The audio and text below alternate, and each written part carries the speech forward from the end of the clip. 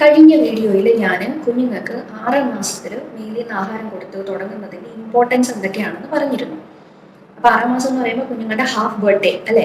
കുഞ്ഞുങ്ങളുടെ half birthday ശരിക്കും നമ്മൾ കോംപ്ലിമെൻ്ററി ഫീഡിങ് കൊടുത്ത് സെലിബ്രേറ്റ് ചെയ്യണം അല്ലേ? നമ്മൾ വലിയ ആഘോഷമൊന്നും ആക്കിയില്ലെങ്കിൽ കുഞ്ഞിന് പുറത്തുനിന്ന് നമ്മളുടെ മുലപ്പാൽ കൂടാണ്ട് ഫുഡ് കൊടുത്തിട്ട് നമ്മളത് ആഘോഷിക്കുന്നതാണ്.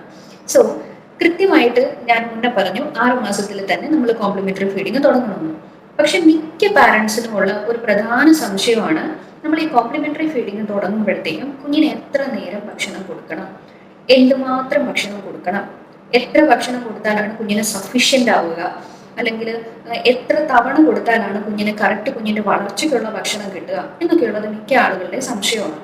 അപ്പോൾ ആ ഒരു കാര്യത്തെക്കുറിച്ചിട്ടാണ് നമ്മൾ ഇന്നത്തെ വീഡിയോയിൽ ഡിസ്കസ് ചെയ്യുന്നത്.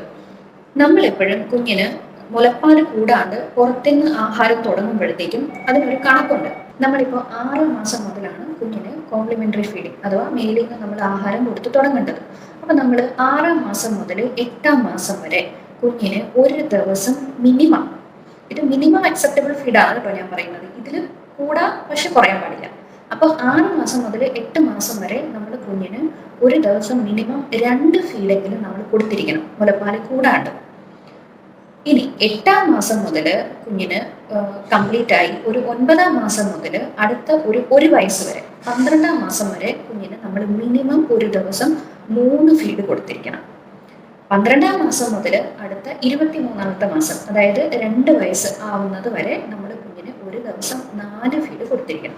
അപ്പൊ 6 മാസം മുതൽ 8 മാസം വരെ 2 ഫീഡ്, 9 മാസം മുതൽ 12 മാസം വരെ കുഞ്ഞിന് 3 ഫീഡ്, 1 വയസ്സ് മുതൽ 2 വയസ്സാകുന്നത് വരെ കുഞ്ഞിന് നമ്മുടെ മുലപ്പാൽ കൂടാണ്ട് 4 ഫീഡ് കൊടുക്കണം. അപ്പോൾ ഈ കൊടുക്കുന്ന ഫീഡ്സിൽ 1-2 ഫീഡ് നമുക്ക് എന്തെങ്കിലും സ്നാക്ക് ആക്കാം. സ്നാക്ക് എന്ന് പറഞ്ഞാൽ ഞാൻ ഉദ്ദേശിക്കുന്നത് കുഞ്ഞിന് ബിസ്ക്കറ്റോ റസ്കോ കൊടുക്കണമെന്നല്ല കേട്ടോ. സ്നാക്ക് എന്ന് പറയുമ്പോഴത്തേക്കും എന്തെങ്കിലും ഒരു കുഞ്ഞി ആഹാരം, നമ്മൾ കൊടുക്കുന്ന പ്രോപ്പർ മീല് കൂടാണ്ടുള്ള ഒരു കുഞ്ഞി ആഹാരം. ഉദാഹരണത്തിന് ചിലപ്പോൾ ഒരു പുഴുങ്ങിയ പഴത്തിന്റെ പകുതിയായിരിക്കും, അല്ലെങ്കിൽ ചിലപ്പോൾ ഒരു മുട്ടയുടെ വെള്ളക്കാമ്പായിരിക്കും, അല്ലെങ്കിൽ ഒരു മുട്ടയുടെ മഞ്ഞക്കാമ്പായിരിക്കും. അങ്ങനെ എന്തെങ്കിലും കാലറി റിച്ച് ആയിട്ടുള്ള, ന്യൂട്രീഷ്യസ് റിച്ച് ആയിട്ടുള്ള എന്തെങ്കിലും ഒരു എക്സ്ട്രാ ഒരു മീല് നമുക്ക് ആഡ് ചെയ്യാൻ പറ്റും. അപ്പോൾ ഇതാണ് നമ്മൾ കുഞ്ഞിന് കൊടുക്കുന്ന ഫുഡിന് വേണ്ട മിനിമം ഫ്രീക്വൻസി എന്ന് പറയുന്നത്. അപ്പോൾ നമ്മൾ കുഞ്ഞിന് ഫുഡ് കൊടുക്കുമ്പോഴത്തേക്കും എപ്പോഴും ശ്രദ്ധിക്കേണ്ട കാര്യം എന്ന് പറഞ്ഞാൽ, ഇതിന് കൂടെയാണ് ഇതിൽ കുഞ്ഞ് അക്സെപ്റ്റ് ചെയ്യുന്നുണ്ടെങ്കിൽ നമുക്ക് ഇതിന് കൂടുതൽ തവണ കുഞ്ഞിന് ഫുഡ് കൊടുക്കാം. പക്ഷെ ഒരു കാരണവശാലും നമ്മൾ ഇതിനേക്കാളും ഫുഡ് കുറയ്ക്കാൻ പാടില്ല. ഇതിനേക്കാളും ഫുഡ് കുറയ്ക്കുകയാണെങ്കിൽ കുഞ്ഞിൻ്റെ വെയിറ്റ് കൂടില്ല, കുഞ്ഞിന് ഗ്രോത്ത് റിഡക്ഷൻ ഉണ്ടാകും, കുഞ്ഞിൻ്റെ വളർച്ചയും വികാസവും ഒന്നും പ്രോപ്പർ ആവില്ല, ഡെവലപ്മെന്റ് ഒന്നും പ്രോപ്പറായിട്ട് ഉണ്ടാവില്ല. ഇനി ചില ആളുകൾ ചെയ്യുന്ന ഭയങ്കര കോമൺ ആയിട്ടുള്ളൊരു മിസ്റ്റേക്കാണ്, കുഞ്ഞുങ്ങൾക്ക് ഭക്ഷണം കൊടുക്കുമ്പോഴുണ്ടല്ലോ വല്ലാണ്ട് അതങ്ങ് ലിക്വിഡിഫൈ ചെയ്യും.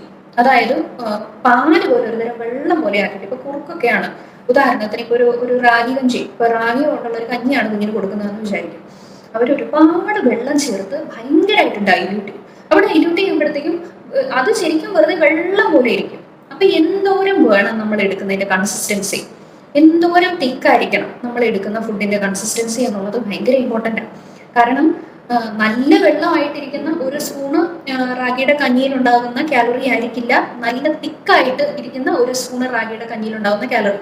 അപ്പൊ നമ്മൾ എന്തോരം വെള്ളം ചേർത്ത് ഡൈല്യൂട്ട് ചെയ്യുന്നു എന്നുള്ളതും ഭയങ്കര ഇമ്പോർട്ടൻ്റ് ആണ്. എപ്പോഴും നമ്മൾ ശ്രദ്ധിക്കേണ്ട കാര്യം എന്ന് പറഞ്ഞാൽ, ഇപ്പൊ ഞാനൊരു ബൗളിൽ കുറച്ച് റാഗി പൊടി എടുത്തിട്ട് അത് മിക്സ് ചെയ്യുവാണെന്ന് വിചാരിക്കും, പാലിലോ ചൂടുവെള്ളത്തിലോ ഒക്കെ മിക്സ് ചെയ്യുവാണെന്ന് വിചാരിക്കും.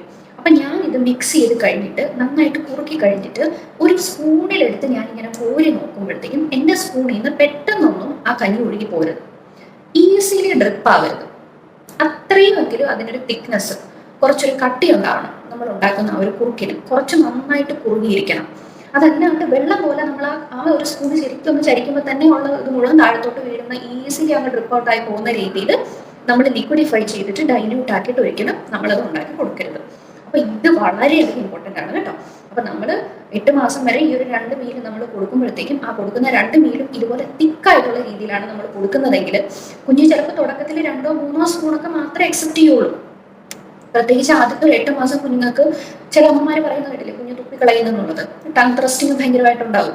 അപ്പോൾ 2-3 സ്പൂൺ ആയിരിക്കും തുടക്കത്തിൽ അക്സെപ്റ്റ് ചെയ്യുന്നത്. പക്ഷേ ആ 2-3 സ്പൂണ് കുഞ്ഞിന് വേണ്ട രീതിയിൽ ന്യൂട്രീഷൻ കൊടുക്കാൻ പറ്റിയ രീതിയിലായിരിക്കണം നമ്മൾ അതിന്റെ കൺസിസ്റ്റൻസി ഉണ്ടാക്കുന്നത്. അപ്പൊ ഇത്രയും കാര്യങ്ങളാണ് നമ്മൾ കുഞ്ഞുങ്ങൾക്ക് ഫുഡ് കൊടുക്കാൻ നേരത്ത് പ്രധാനമായിട്ടും ശ്രദ്ധിക്കേണ്ടത്.